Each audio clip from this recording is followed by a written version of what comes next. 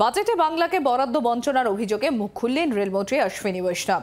একদিকে যেমন বরাদ্দের খতিয়ান দিয়েছেন, আর অন্যদিকে তার দাবি জমি অধিগ্রহণ সহ একাধিক ইস্যুতে রাজনীতি করছে রাজ্য।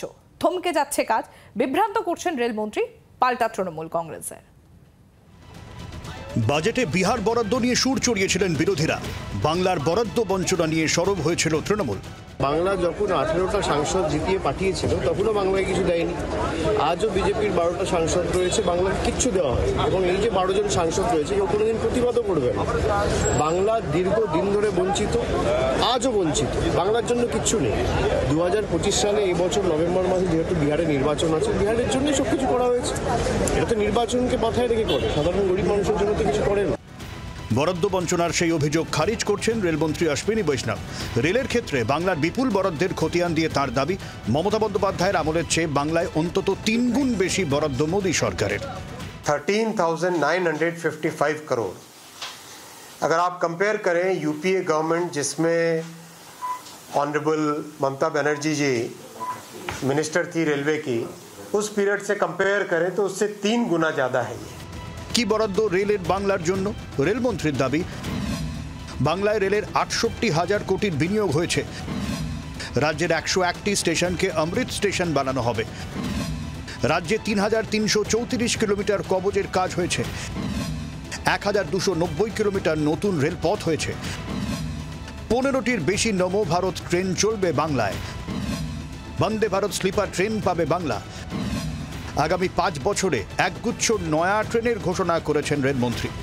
জমি অধিগ্রহণে সাহায্য করুন মুখ্যমন্ত্রী, আরজি রেলমন্ত্রীর। ऑनरेबल स्टेट के चीफ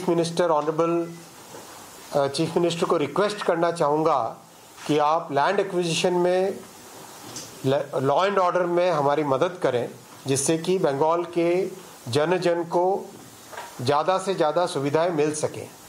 নদিয়া বীরভূম সহ একাধিক জায়গায় জমি নিয়ে সমস্যার কথা বলেছেন মন্ত্রী। অধিগ্রহণ নিয়ে রাজনীতি নয়, সক্রিয় হোক রাজ্য, বার্তা অশ্বিনীর। मेरा रिक्वेस्ट है कि इसमें राजनीति ना हो, ये लोगों की जनता की सेवा का काम है। रेलवे का डेवलपमेंट होगा तो जनता की सेवा होगी एक तरीके से, तो इसमें सभी मिल के काम करें। जब मोदी जी इतना आगे बढ़ के बंगाल के लिए एलोकेशन दे रहे हैं, तो राज्य सरकार की तरफ से भी लैंड के मामले में थोड़ा प्रोएक्टिव अप्रोच होगी तो अच्छा होगा। রেলমন্ত্রীর সুরেই রাজ্য সরকারের বিরুদ্ধে অসহযোগিতার অভিযোগ তুলছেন দক্ষিণ পূর্ব রেলের জেনারেল ম্যানেজার। একাধিক জায়গায় লেভেল ক্রসিং তুলে রোড ওভারব্রিজের পরিকল্পনা নেওয়া হয়েছিল। রাজ্যের অসহযোগিতায় তা বাধা পাচ্ছে বলে দাবি তার। देशप्राण नंदीग्राम एक न्यू लाइन प्रोजेक्ट है जिसमें हमें काफ़ी डिफिकल्टी हो रही है लैंड एक्वायर करने में। इवन जो वहाँ वर्क एग्जीक्यूशन में भी प्रॉब्लम हो रही है, जैसे जो सॉइल फिलिंग करना है तो हमें वहाँ लोकल सपोर्ट नहीं मिलता है।